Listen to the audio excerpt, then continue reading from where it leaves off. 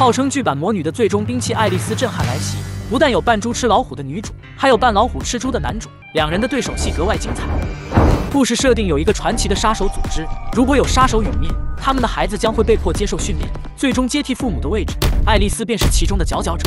就算面对残忍的囚笼游戏，她也能在不杀人的情况下全身而退。甚至在她18岁时，仅凭一杆大狙便成功逃出基地，但组织并没打算放过她。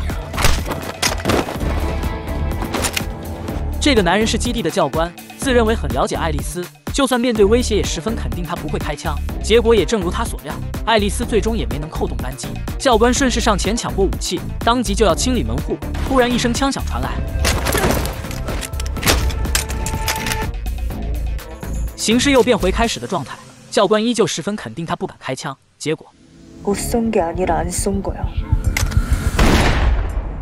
眼看就要跑出丛林，一个男人突然出现在他面前。他是杀手之王老伴，但他并不是来追杀爱丽丝，只是想来救女儿冬天。所以爱丽丝最先放下武器，并告诉他冬天2年前已经死了。眼下老班已身受重伤，没办法，他只能先救下眼前的女孩，再从长计议。而爱丽丝也从此化名冬天，变成一个极乖巧可爱又懂礼貌的高中生。但树欲静而风不止，老师给他安排的好舍友，却成为他暴露行踪的根源。안녕。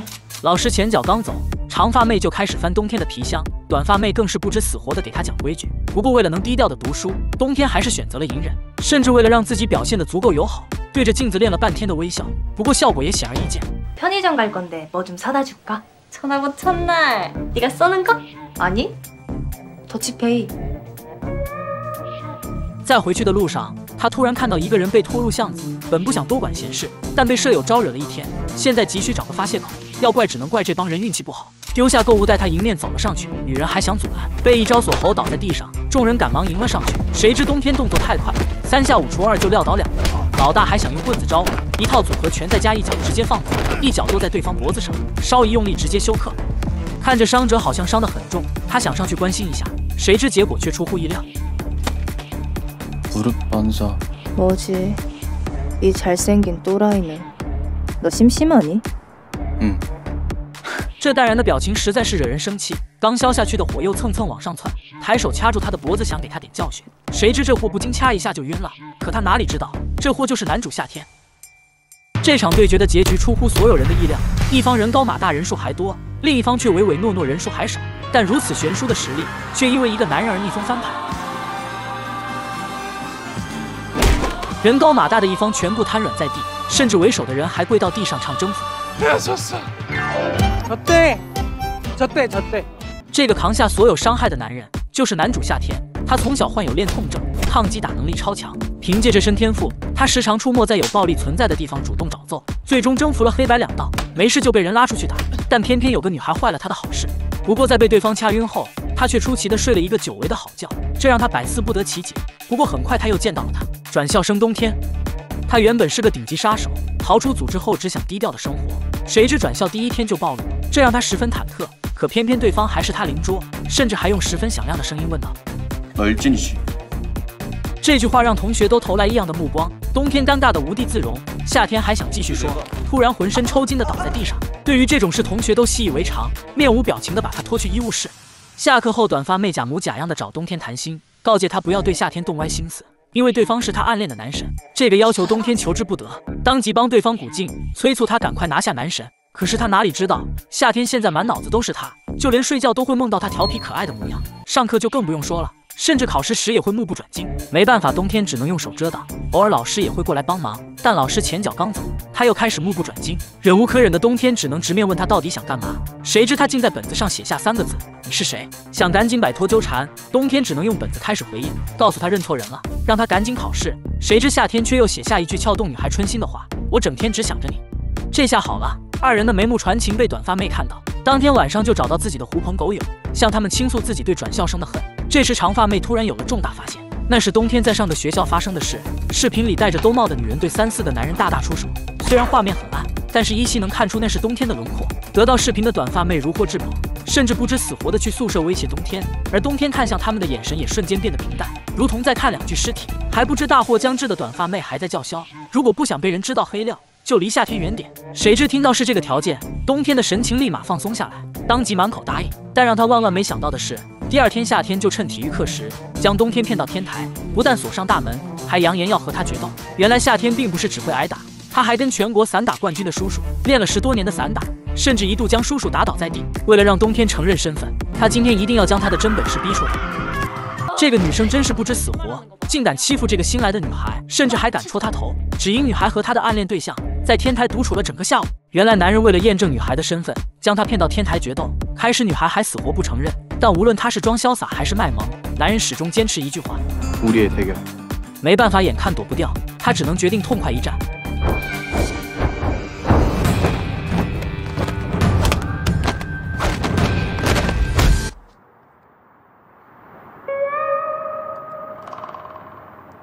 说好的散打冠军呢？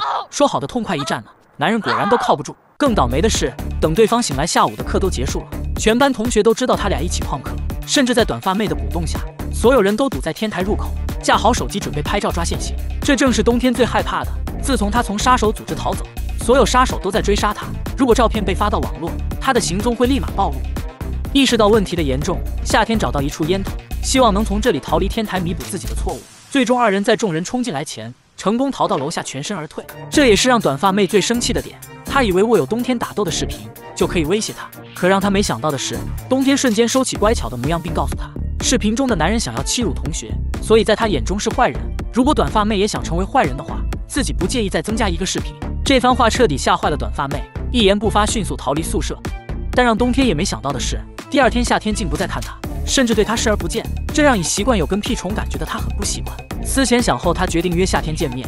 谁知电话还没接通，失踪1天的短发妹突然出现，张嘴就要天台见。来到天台，冬天顿时有点无奈，这阵仗着实有点失望，但转念一想，能省电话费也不错。画面一转，夏天收到几条信息，竟是冬天被绑的照片。这时电话也打了过来。지금 네 여친 잡혀 있는 거. 좋은 말로 할 때 빨랑 튀어와라. 여친은 아니고 그냥 풀어주고 사과해. 아님 너네 죽어.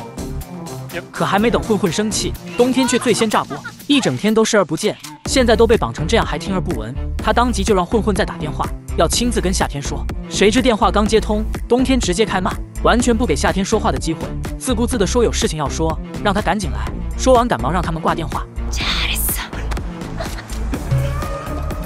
果然还是冬天的电话管用。看到夏天上气不接下气的样子，冬天脸上顿时笑靥如花。但还没等二人说话，一人突然从身后窜出，瞬间将夏天砸趴在地。니들 내가 지금 장난하는 거 같지? 아니, 나 진짜 죽일 거야. 这女孩胆子真是太肥了，平时3番5次去挑衅冬天，为了隐藏身份，冬天都忍了，但这次女孩竟直接扇她巴掌。这种羞辱行为让冬天彻底动了杀机。谁知女孩竟完全没有察觉，还直接动手扯她的衣服。这下好了，就算天王老子也救不了她。开始时，冬天只想借他们的手骗夏天到天台和自己说话，谁知对方直接下死手。不过看到夏天练痛症的模样后，他最终决定静观其变。可让他没想到的是，就算夏天被打成猪头，也不忘向他表白。也恰恰是这个举动，彻底惹怒了一直暗恋夏天的短发妹，他这才气急败坏的去老虎头上拔毛。可在他掏出手机准备拍照时，终于看到冬天那一身的伤疤，瞬間吓得一动不动。但一切都晚了。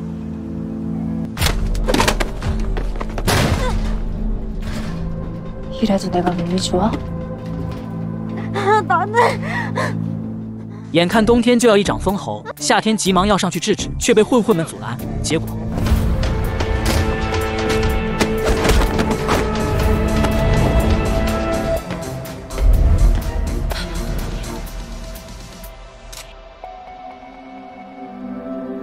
근데 너 왜 이렇게 무겁냐?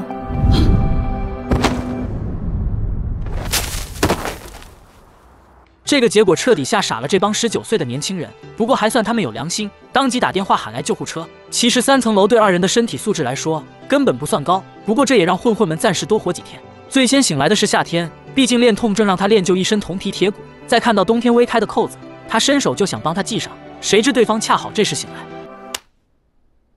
夏天刚想解释，谁知冬天却问出一句意想不到的话：“난 누군데？” 没错。 冬天头部受伤，暂时失忆，但作为杀手，他的本能还在，所以在面对记者拍照时，他开始莫名的紧张。因为杀手组织从没放弃追杀他，所以他绝不能留下任何照片。네가 뭔데 내 옆에 있어? 우리 사겨. 내가 네 남친이야. 뭐？ 这波狗粮撒的猝不及防，虽然暂时缓解了冬天的紧张，但却让记者拿着照片逃走了。回到宿舍，短发妹听说冬天失忆，便谎称他们是很好的朋友，试图躲过一劫。但冬天失忆又不是变傻，对方惊恐的表情早已一目了然，当即戳破他的谎言，让他滚被窝里别发出一点动静。冬天刚想搜寻一切关于自己的信息，谁知这时手机却突然收到信息推送，打开一看，竟是他的照片报道。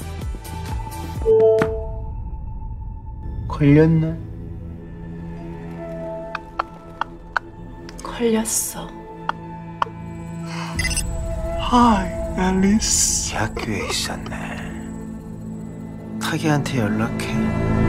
女孩18岁时从杀手组织逃脱，却因舍友的霸凌暴露了身份。恰逢此时她还失忆，但杀手天生的直觉让她知道此地不宜久留，立即收拾东西准备跑路，但还是晚了。校门口已出现一辆黑车。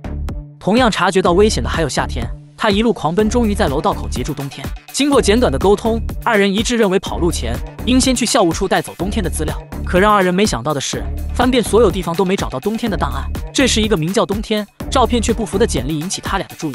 이것도 이쁜데? 突然楼道里传来轻微的响声，冬天立马警觉起来，赶忙让夏天别出声。谁知他根本不当回事，还肆无忌惮地撕掉那份档案。下一秒，还好在最后一刻二人成功躲藏，但来者却正大光明打开电灯，甚至径直坐到一张办公桌前，大方地打开抽屉拿出手机，而手机中赫然是冬天的照片。不过还好对方没待多久便关灯离开。夏天也赶忙起身去查看男人坐过的位置，冬天刚想叫住他却晚了。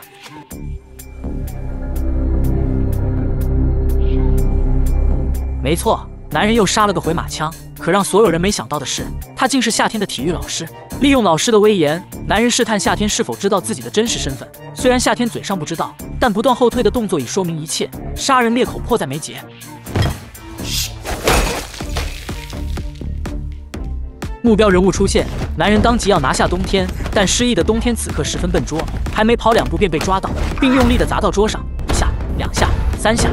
眼看冬天将被撞到休克或被撞回记忆，夏天及时出手将他救下，但也让男人羞恼成怒，直接调转枪头，3下5除2就死死勒住了夏天，甚至还拔出钢笔准备给他致命一击。还好夏天也练过散打，当即反勒男人的脖子，用力咬住他的耳朵，最终趁男人吃痛时拽起冬天就要逃离这里，谁知冬天却拒绝了。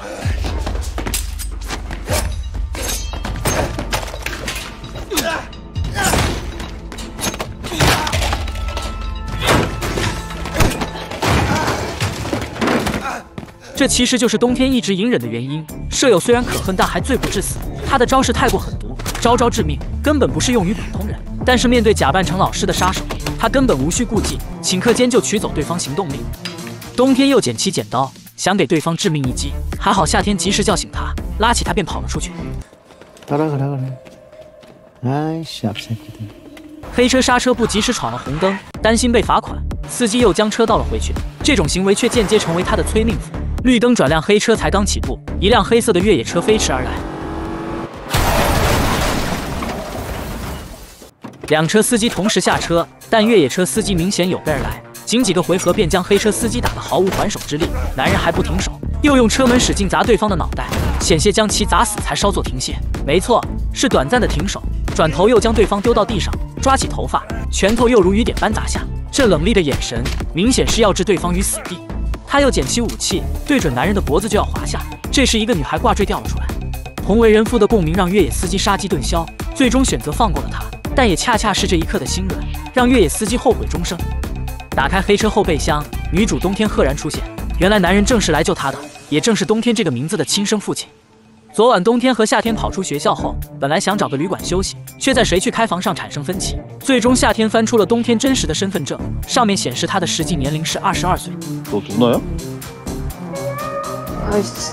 最终在姐姐的身先士卒下，二人成功住进旅馆，甚至还相拥而眠。不过在夏天去买早餐时，却发现门口停放的车内都有人。与此同时，老班刚忙完手头的事，看到有条消息推送，打开一看，竟是冬天的照片。意识到大事不妙，他赶忙给冬天打电话，谁知电话接通后却被反问他是谁，来不及过多解释，直接问他现在是否安全。在得到冬天肯定的回答后，他才说出一个只有二人才知道的秘密。 기타 가방 안에 작은 가방이 있을 거야. 그래도 그건 챙겼을 텐데. 那个小蓝包也是冬天昨晚准备跑路时才发现的，至今不知道包内东西代表什么。但现在不是解释的时候。按照杀手组织惯用手法，他们会选择出其不意的制服，安静的绑架。所以老班让他们跑去人多的地方，他也会开着一辆黑色的越野车接应。果然，二人才刚出旅馆，便被一堆车和人包围，甚至被他们堵进一栋安静的写字楼内，而对方也趁机掏出针管。关键时刻，夏天飞身撞倒男人，这才暂时逃过一劫。但对于二人来说，分清越野和SUV实在是太难，最终他们主动登上一辆黑色的SUV。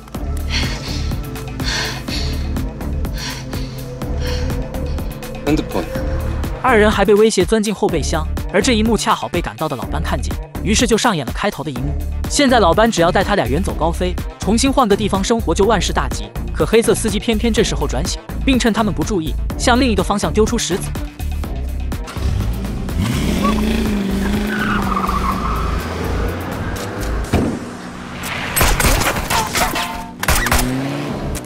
冬天抢过武器想打对方轮胎，谁知老班却突然出拳将其打晕，扛起他就逃离了现场。与此同时，被冬天一枪打飞的教官刚下飞机，便马不停蹄地赶去杀手组织分部。在这里不但有被关押的夏天，还有那个被打残的体育老师。谁知教官一言不发地走到病床前，直接一刀取了体育老师的命。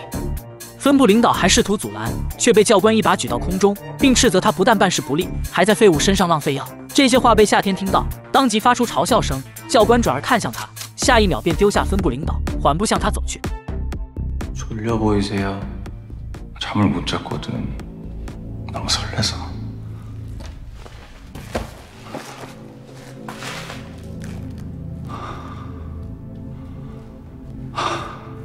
比被绑架更恐怖的是，绑匪竟是个傻子。老大临走前千叮万嘱不准伤害人质，但他能听话的话就不叫傻子了。见女人一直在这盯着，他瞬间开启卖惨模式，不但抱怨2天前的玩具不耐玩，还抱怨最近的玩具越来越少。可能是因夏天长得不太讨喜，女人在权衡利弊后最终做出决定。 알아서 해. 티나게 하면 안 된다. 피나도 안 되고.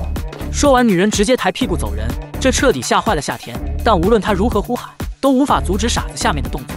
可让傻子万万没想到的是，这个新玩具竟有恋痛症，普通玩法根本满足不了他。但傻子也不是浪得虚名，当即将电压加到100万伏特。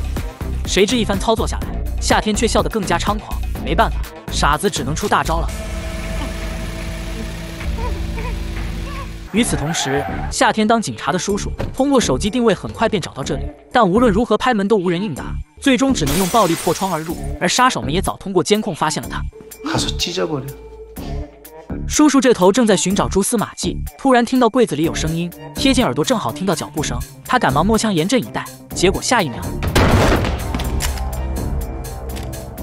枪对菜刀怎么看都占上风，但规矩却让叔叔无法先发制人。 最终被偷袭打掉武器，优势也瞬间变成劣势。虽然他曾是散打冠军，但却是轻量级，傻子却是不要命的重量级，所以很快他便被傻子伤到肩膀。但邪中不能胜正，最终叔叔用一根拖把杆结束了傻子无忧无虑的一生。偌大的杀手分部，现在只剩小领导和助理。大敌当前，二人不敢怠慢，赶忙拿好武器，再关上灯，迅速潜入黑暗中，准备守株待兔。可让二人没想到的是，叔叔受过专业的训练，就算在陌生环境中，也能依靠掩体迅速向前移动。 但就在他找到夏天的同时，自己也瞬间暴露在枪口之下。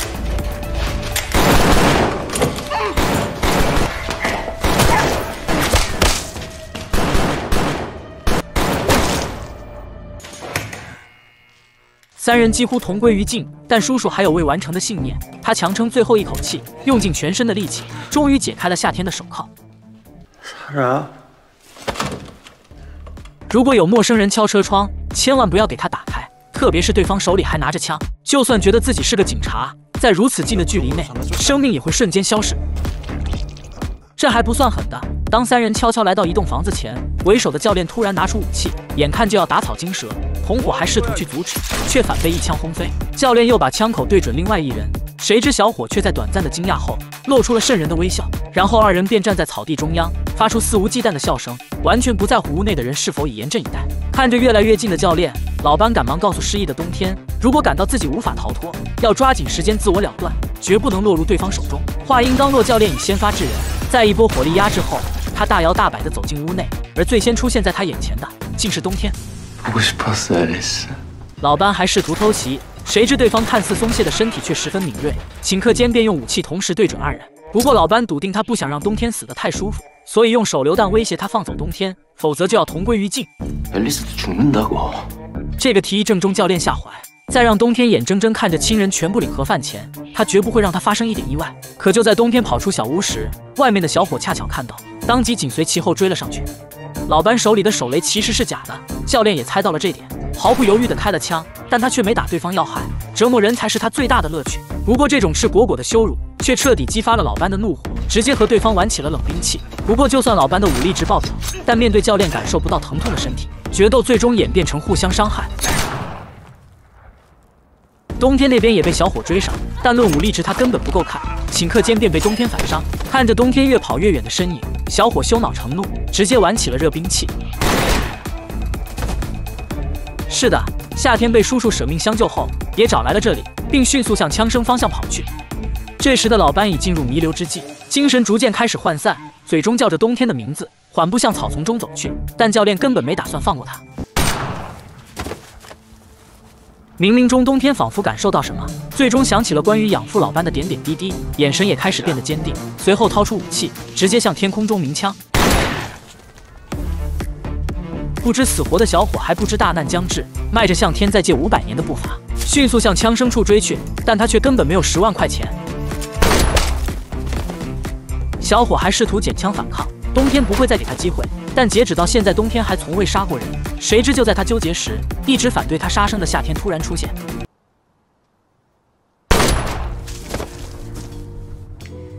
이래도내가좋아？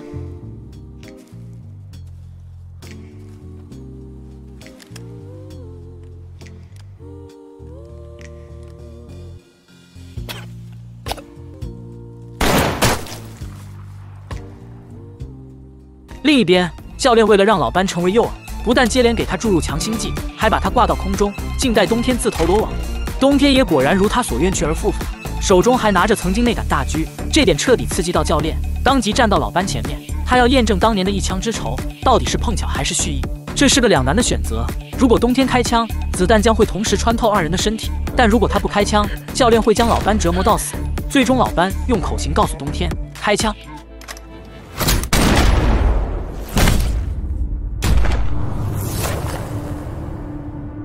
故事到这里就结束了吗？不，就在冬天抱着老班痛哭时，教练突然起身，直接打在夏天的胸口上。他就是要让冬天眼睁睁看着身边的人死去，最终彻底击垮他的坚强。죽어 이 미친 새끼야.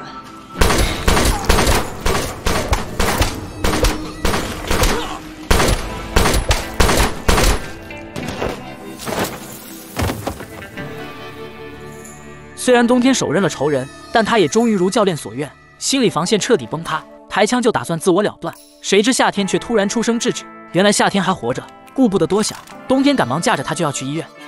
可是车才开到一半，先是夏天逐渐倒在冬天身上，没过一会儿，冬天也缓缓闭上了眼睛，最终车在一处大桥下停了下来。随着镜头的逐渐拉近，车内却早已空无一人。影片到这里就全部结束。虽然导演采用了开放式的结局，但结果却仿佛已一目了然。